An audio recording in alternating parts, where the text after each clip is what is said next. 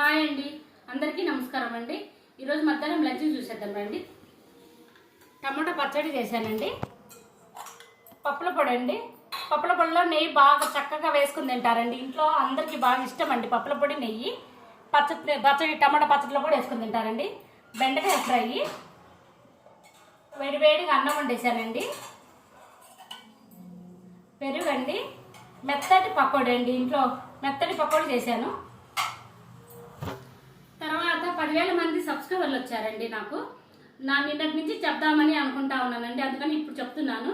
మా అమ్మాయి కూడా స్వీట్ తీసుకొచ్చిందండి. బాగా ఆదరిస్తున్నందుకు అందరికీ ధన్యవాదాలండి. పేరు పేరున ధన్యవాదాలండి మీకు. ఈ ఛానల్ మాత్రం అందరు బాగానే చూస్తున్నారండి.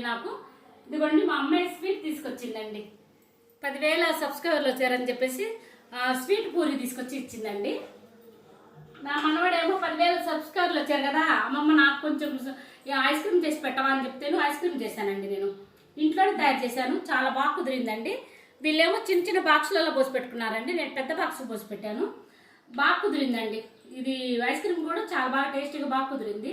నచ్చితే మాత్రం లైక్ చేయండి.